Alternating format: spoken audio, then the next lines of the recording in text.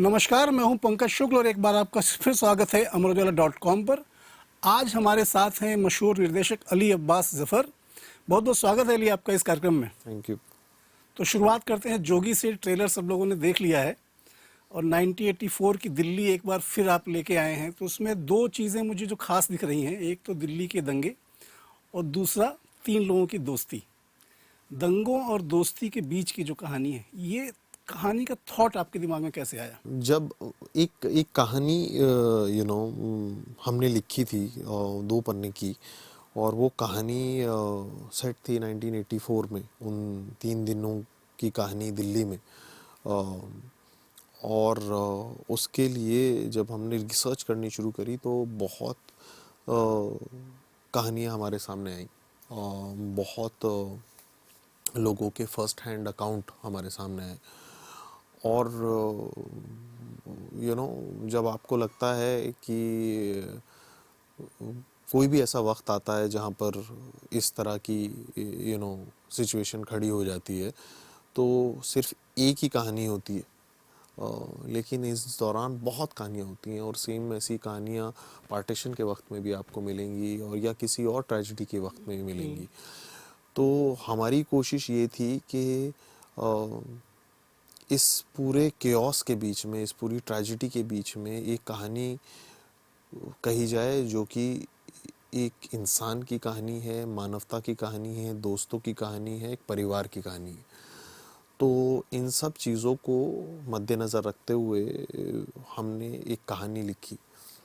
और जब वो कहानी हमने लिखी तो सबसे जो ज़रूरी चीज़ थी वो ये थी कि इसको एक ऐसे कलाकार के साथ कहा जाए जो कि इसको पूरा जस्टिस दे सके। तो हमने ये कहानी दिलजीत के साथ जब शेयर करी, 5 मिनट 10 मिनट मैंने उसको कहानी सुनाई और ही हैड नथिंग टू से। उन्होंने कहा कि बाजी मैं ये पिक्चर कर रहा हूँ और जो आपने मुझे सुनाया है बस आप ऐसी पिक्चर बना दो। तो समवे और दी अदर वो और मैं, हमारी उम्र ऑलमोस्ट बराबर ही है, 1-2 साल का फ़र्क होगा। लेकिन now he was there in 1984, neither I was there in 1984। हम दोनों ही बच्चे थे। बट ये कहानियाँ, और ख़ासकर अगर आप दिल्ली में पले बढ़े हैं या नॉर्थ इंडिया में पले बढ़े हैं, तो 84 के अंदर जो हुआ, कहीं ना कहीं आप over a period of time जब अपनी टीनेज में होते हैं या बचपने में होते हैं तो आसपास कहानियाँ सुनते हैं।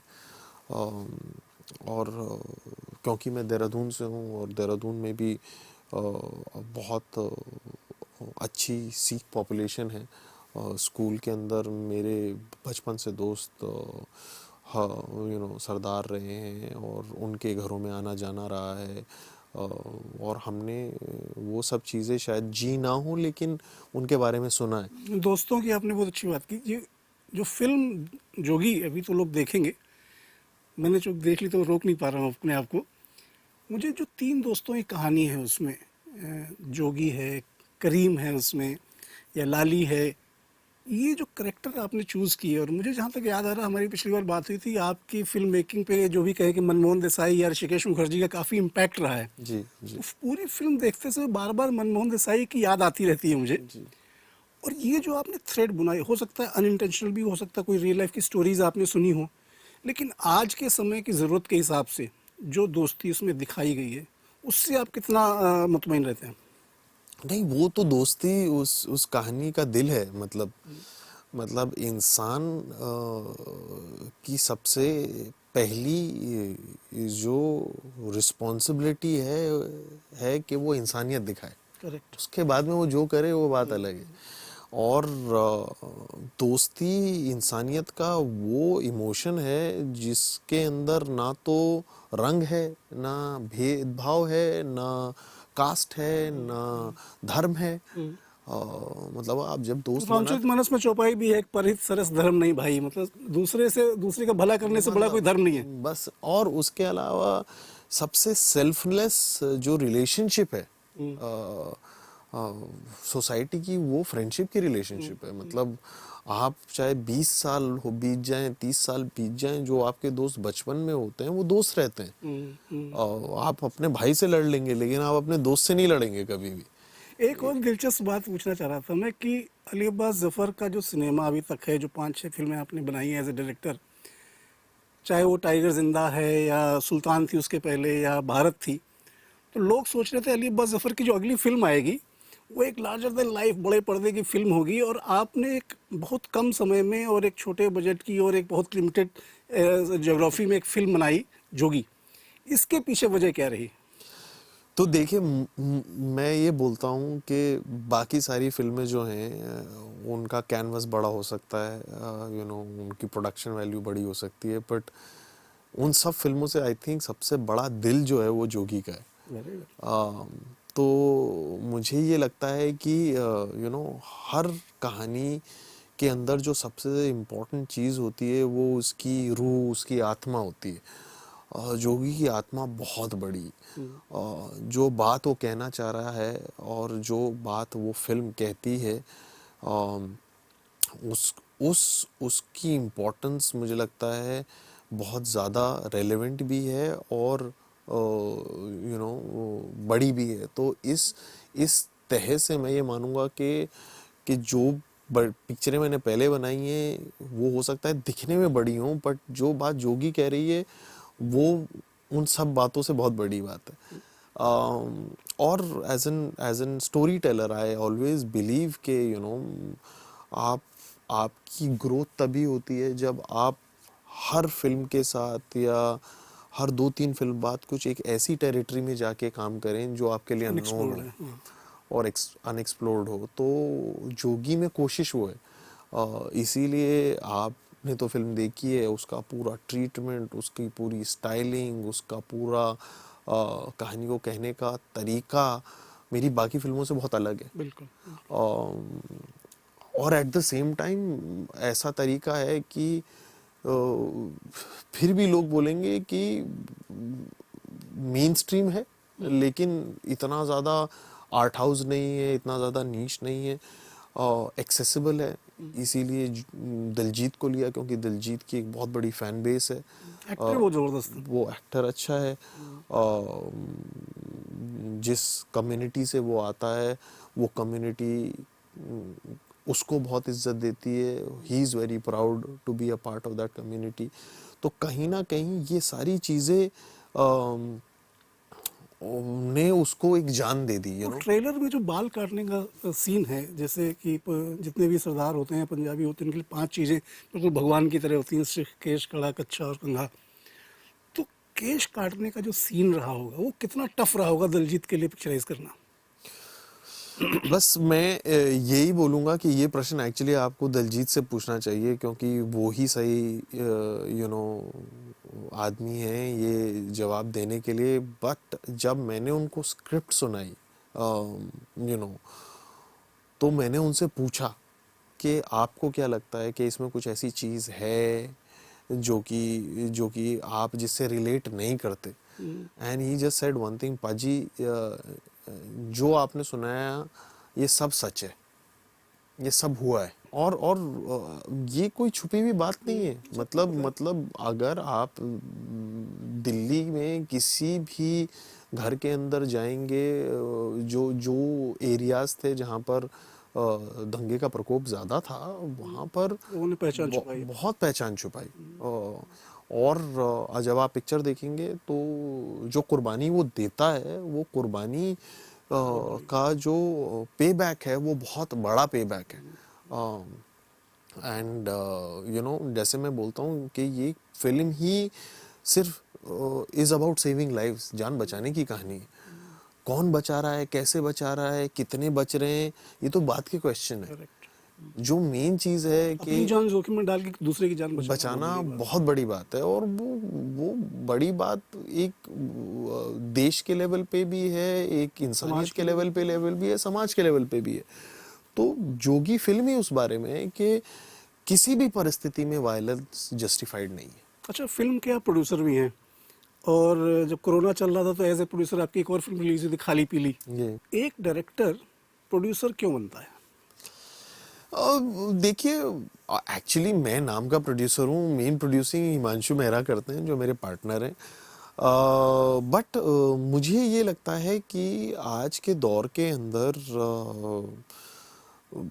Producing is not only about money, हाँ हाँ पैसे के लिए नहीं हाँ, है। जो मेन प्रोड्यूसिंग है वो ये है कि जो थॉट्स आपके पास हैं, to bring that on the screen yes, as it is. वो एम्पावरमेंट है। तो जब आप खुद अपना थॉट बैक करते हैं तो आपको फिर किसी से परमिशन लेने की ज़रूरत नहीं पड़ती, यू नो। और जिस तरह की फिल्में मैं बनाता हूँ, मैं ये मानता हूँ कि आपका काम ही आपको जिंदा और रेलेवेंट रखता है। आप गायब हो जाएं, नहीं दिखे सोशल मीडिया पे, पार्टियों में ना जाएं, ये सब चीज़ ओके, करेक्ट। लेकिन आपका जब काम आए तो उसकी गूंज और उसकी आवाज़ ऐसी होनी चाहिए कि आदमी बोले यार ये आदमी इस तरह का काम करता है। चाहे आप एक्टर हो, चाहे आप फिल्म मेकर हो, राइटर हो, ये बहुत ज़रूरी है। करेक्ट। आपकी जो फिल्मों की जो प्रोडक्शन कंपनी आपने बनाई होगी, जो फिल्में बनाई होंगी, तो उस समय कई सारी फिल्में आपने अनाउंस की थी। एक चर्चा थी कि आप कैटरीना कैफ को लेकर मिस्टर इंडिया का फीमेल वर्जन बनाने जा रहे हैं। अभी बड़े मियाँ छोटे मियाँ की चर्चा चल रही है। इन दोनों फिल्मों की बात करने से पहले जो हमारे पास, चूंकि आप देहरादून से हैं और हमारा अखबार और हमारा पोर्टल जो है उत्तराखंड उत्तर प्रदेश से ही शुरुआत हुई है उसकी, लोग ये जानना चाहते हैं कि अली अब्बास जफ़र के बारे में किरोड़ीवाल कॉलेज के बाद की लाइफ सबको पता है। उसके पहले आपको सिनेमा से इश्क पहली बार कब हुआ? सिनेमा से इश्क पहली बार देहरादून में हुआ, स्कूल के दौरान हुआ। देखिए, मैं मिडिल क्लास घर का लड़का हूँ, देहरादून से हूँ, वहीं मेरी परवरिश हुई है, वहीं पैदाइश है, वहीं पर एजुकेशन हुई है। Dehradun is known for schools. एक फिल्म बनाई थी, आई थिंक मंसूर साहब ने, जो जीता वो Sikandar, which was about Dehradun schools. तो ये आपके गैंग्स होते हैं। और जिस वक्त में हम स्कूल में थे, ना मोबाइल फोन था ना कुछ था, तो सिर्फ एक ही साधन और एंटरटेनमेंट था, सिनेमा हॉल। तो मुझे जो सिनेमा का शौक लगा वो थिएटर में स्कूल के दिनों में फिल्में स्कूल से भाग के देखने से लगा। किसी एक्टर को लेके खास क्रेज होता था उन दिनों? यू नो, उस टाइम पे जो दौर चल रहा था वो दौर था शाहरुख खान का, सलमान खान का, Aamir, Sunny Deol, Bobby was a big star, soldier आई थी और सडनली ही वाज वेरी वेरी बिग। तो वो जो दौर 90s, you know, mid 90s से अर्ली 2000 का दौर था, all these actors were very famous and the music was outstanding. I think even Bade Miyan Chote Miyan came around the same time. Correct, yeah. And I remember it released with, if I'm not mistaken, I think it released with Kuch Kuch Hota Hai.